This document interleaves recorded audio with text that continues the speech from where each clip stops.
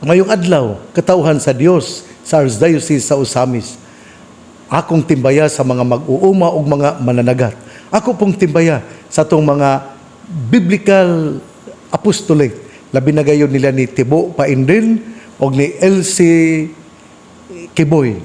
Salamat kayo ninyo, uban sa inyong Bible Archdiocese Coordinator nga si Father Timmy Ruben. Salamat kayo. Ako ning gisgutan tungod kay sugod sa Pizza 23 hangtod sa Pizza 29 mauman ang gitawag og Bible Week. Sa pagkatinuod, gisugda na ni adtong Domingo kagahapon do na magali enthronement sa Bible dinas yung tagsa-tagsa ka parokya tungod kay giauhag man nga sugdan ang Bible Week pinagiusab sa pagpanalangin sa mga Biblia.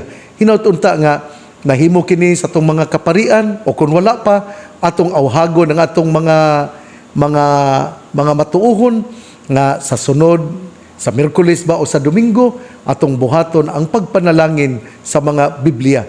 Magdala kitag Biblia aron atong ikapakita nga ang mga Katoliko nagbasa usab sa Biblia. Busa akong hangyoon nga atong hinumduman nga karong simanaha mao ang gitawag og Bible Week. Nining adlawng Lunes ang atong ebanghelyo atong kutluon sumala sa ebanghelyo ni San Marcos. Diay pipila ka mga magtutudlo sa balaod nga nangabot gikan sa Jerusalem ug sila miingon, anaa kaniya si Beelzebul, ang uban miingon, ang pangulo sa mga yawa mo'y naghatag kaniya sa gahom paghingilin sa mga yawa. Tungod ni ini, gipaduol ni Jesus ang mga tao o gisuginlan niya silag mga sambingay. Unsaon man ni Satanas, paghingilin kang Satanas. Kung ang mga tao sa kanasod magunay pag-away, mapukan ka ng nasura. Kung ang mga sakop sa panimalay mabahin-bahin ug magunay pag-away, mabungka gayod ka ng panimalaya. Busa, kung ang gingharian ni Satanas magkabahin-bahin, dili kini mulungtad, kung dili mapukan ug matapos hinuon. Walay makasulod sa balay sa katawo nga kusgan ug makakawat sa iyang mga kabtangan gawas kun iya unang gapuson ang tao nga kusgan. Unya, makahimo na siya pagkawat sa mga butang sa maong tao. Timan-in ninyo kini, mapasaylo ang mga tao sa tanan nilang mga sala ug sa tanang dautan nilang gisulti. Apan ang tao nga nagsultig dautan batok sa Espiritu Santo, dili gayod mapasaylo. Kay nakabuhat man siyag sala nga dili gayod mapapas. Gisulti kini ni Jesus, kay may pipilaman gud ka mga tao nga miingon nga siya giyawaan. Ebanghelyo sa tong Ginoo, daygon ikaw o Kristo. Mga igsoon, kining nindot kay nistanan ba? Tungod kay ang mga magtutudlo sa balaod miadto sa pundok ni Hesus ug diha-diha siya giingnan. Mura pag kanabitong tingali si Hesus gialirungan sa mga tao unya miabot ning mga magtutudlo sa balaod ug diha-diha mingon sila, anaa kaniya si Beelzebul. Tingali gikan sila nagpundok ang mga tao namati kang Hesus unya misyagi tingali ning mga magtutudlo sa balaod ug miingon, ayaw ka mo pagpamati kaniya kay siya naghupot kang Beelzebul. Ang yawa mo'y gahatag kaniya gahom paghingilin sa mga yawa. Tingali masyak tingali ang mga tao pero nindot kaayo ang gihatag nga pagtulunan sa tong Ginoo. Mingon dayon siya, unsaon man ni Satanas paghingilin kang Satanas. Kung ang tao sa kanasod magunay pag-away, mapukan ka ng nasura. Kung ang mga sakop sa kapanimalay mabahin o magunay pag-away, mabungkag gayod ang maong panimalay. Sa ito pa diay, nindot kaayo ang gihatag nga pagtulunan sa tong Ginoo. Samtang ang mga magtutudlo sa balaod, mihatag og accusation, mikondenar kang Hesus, nga si Hesus nataptan ni Beelzebul, o gani mingon man sila ang pangulo sa mga yawa Mao igahatag kaniya gahom paghingilin sa mga yawa. Mao to nga mihatag dayon si Jesus og sambingay. Kung ang usa ka panimalay, ang mga tao dinha, amahan, anak, og ang asawa nag-away, dili gyud mulungtad ang maong panimalay. Kay kung anaa ang panagbangi, resulta man kana sa pagkabahin-bahin, o kung resulta na ang bahin-bahin, malumpag ang maong panimalay. Og busa, ningon si Jesus, kung ang gingharian ni Satanas magkabahin-bahin, dili kini mulungtad, kung dili mapukan og matapos Hinuon. Mo ni ang pagtulunan nga gihatag sa tong Ginoo nga wala siya mahasakop ni Satanas. Wala niya dad-a si Satanas, kay si Satanas dili man makiguban kaniya ug si Jesus dili pod makig-anib kaniya. Atong hinumduman ha, si Jesus matuod nga Dios ug matuod nga tao. Apan siyang pagkamatuod nga Dios ug pagkamatuod nga tao, siyang pagkamatuod nga tao, wala gyud siya makig-entertain sa mga dautan. Kana bitawng kita na-expel naman, nakuha naman unta kanato ang pagka makasasala. Sa diyang nabunyagan kita, nahimo kitang mga anak sa Dios. Pero mo entertain man ta og mga sala, mo entertain man ta og mga dautan. Sanglit mo entertain tag mga dautan, dili ta mo disiplina sa tong kaugalingon, mauna nga kita nakasala. Pero si Jesus adunay disiplina sa iyang kaugalingon. Bisan kung siya matuod nga tao, apan iya yung gihuptan ang matuod nga paghatag siyang kaugalingon nga makig-uban sa Amahan ug sa Espiritu Santo. Kita di ay ang ato ding kulang gyud ay disiplina. Pananglitan ron kining disiplina sa pagsaway sa uban. Mayo kitang musaway kanang uban bitang mga tao nga naningkamot nga mutabang sa iyang isig ka tao. Ato na yung buhatan og kining mga malisya nga moingon na yung daghan tag sulti nga dautan, pero wa bita kasimba sa hunahuna sa maong tao. Mao na nga kita unta kung doon natay disiplina, kung doon natay sakripisyo, kung doon natay pakiglambigit o pagkiguban sa Amahan, sa Anak ug sa Espiritu Santo, kay nabunyagan naman ta, kung dili na to entertainon, dili na to hatagan og panahon ang mga dautan, dili gyud ta mapukan. Pero sanglit kita doon na may gitawag og panit og bukog, og sanglit kita buhi paman, mao na nga dali ra kay tang maanod sa atong mga pagbati, mao na nga ang uban dili ka kontrol, dili ka disiplina. Pait ba ang sitwasyon, labi na kung ikaw maningkamot gyud nga mamahimong balaan, pero bisan pa ni ana naa ang mga pagsulay, naa ang mga tentasyon, maanod ka, magbasol ka, umingwag Ginoo, dili man ni maoy akong gipangandoy. Ginoo, dili man ko malipay nining akong sitwasyon. Ginoo, wala gyud ko maningkamot, wala ko disiplina sa akong kaugalingon. Pero ang Ginoo sa kanunay mingon kanato, balik diri kanako. Ang Ginoo maayog maluluyon.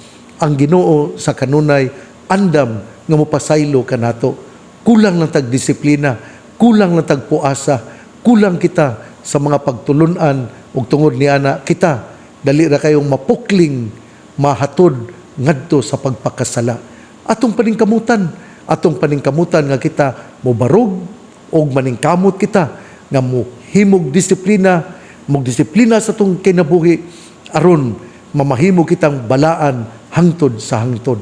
Dili man ni sayon, lisod man kini, pero importante nga kita dili gayud muyubit, dili gayud mo supak, dili gayud musultig dautan batok sa atong Ginoo.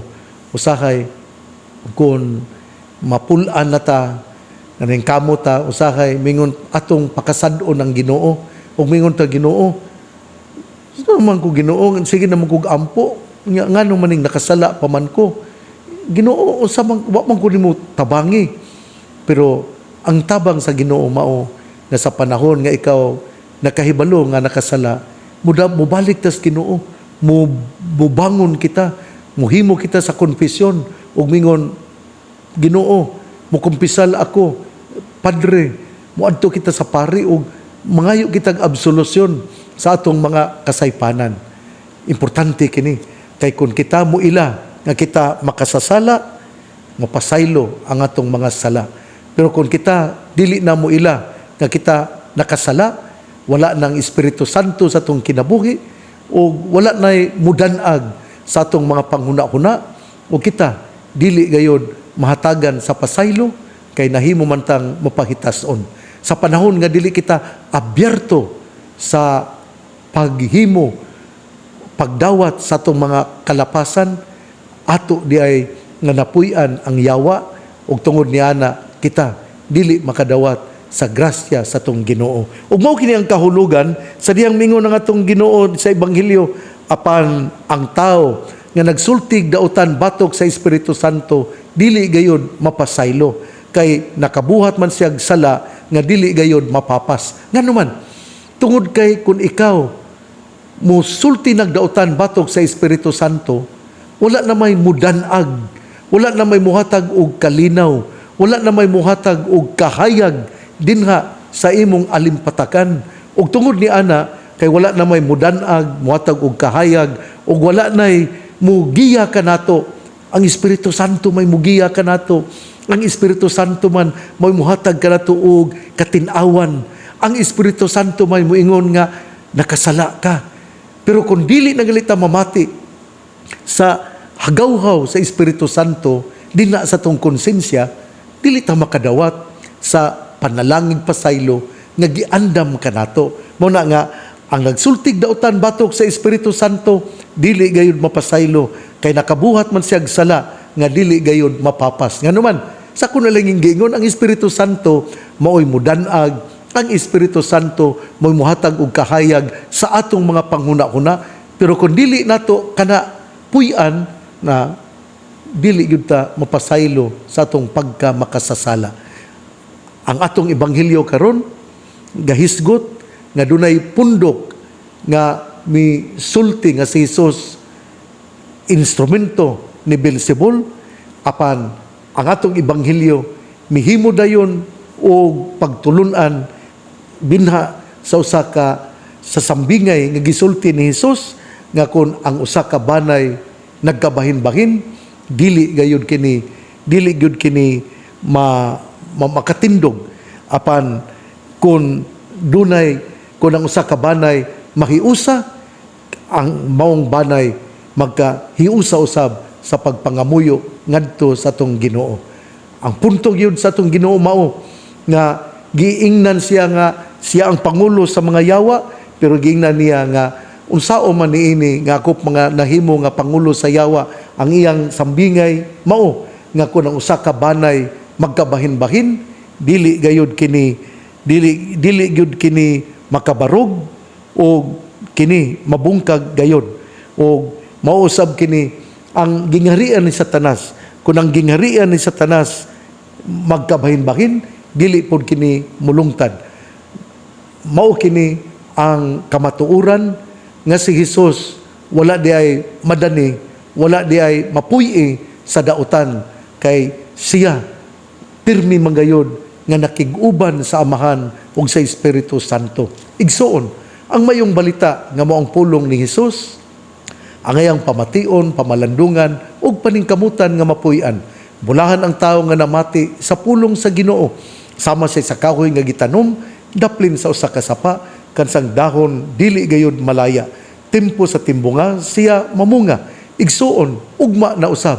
Ako din pasalamat sa mga mitagbo sa pilgrim image ni Senyor Santo Niño, o ingom na usab niadtong mga mitambong sa misa sa Chinese New Year dina sa San Lorenzo Ruiz Parish, nga ang kura paroko mo si Father Timmy Ruben. Ninyong tanan, salamat o atong puy-an o atong hinumduman nga ang Ginoo lamang mo'y atong manluluwas. Si Jesus, labi na gayod, atong ipadayon ang atong debosyon sa Batang Jesus, si Senyor Santo Niño. ako gyapong awhagon nga ang mga biblical apostolate hinaut unta nga doon na kamoy pag-adto sa mga lain-lain nga mga basic ecclesial communities, sa mga gagmayng Kristohanong katilingban, og didto inyong paklion ang Biblia og inyong hatagan og kinabuhi pinaagi sa inyong pagpamalandong. Sanglit nining simanaha ato mang gisaulog ang Bible Week og labi na gayod nga kita gihagit og giauhag nga mohimo gayod sa atong pagbasa sa mga Biblia, sa Biblia. Akong pasalamat ni Father Ramil Corong, ang ato nga DOPIM Biblical Apostolate Coordinator sa DOPIM, sa Dipolog Usamis Pagadian Iligan ug Marawi. Salamat kaayo og sa mga tagsa-tagsa ka mga diocesan nga mga biblical coordinators o kining biblical yatagan gisangunan sa Biblia sa mga obispo dinhi sa ato nga Archdiocese, si Father Timmy Ruben. Hinaut unta nga atong paningkamutan nga mahimo nato ang ato nga tahas pagdala sa pulong sa Dios ngadto sa labing hilit, labi na gayod sa mga wala pagyod makadungog. Ang pangaliya sa mahal nga Birhen Maria, nagisangpit sa mga misamisnon nga Birhen sa kuta, ang Ginoo magapanalangin kanatong tanan, sa ngalan samahan sa Anak ug sa Espiritu Santo. Amen. Ako ding usbon ha, nga ang pilgrim image ni Senyor Santo Niño, dadon sa mga nagkalain-lain nga mga kapilya o gani ugma tingali, ana tingali sa Mars MC nga gipanguluhan ni Dr. Jesus Martin Sansiangco. Tingali mga hapon tingali ang ilang misa, kay sorry kaayo tungod kay dili man ako makatambong. Ang usbon ko, salamat litas cooperate in this apostolate nga mao ang Bible apostolate.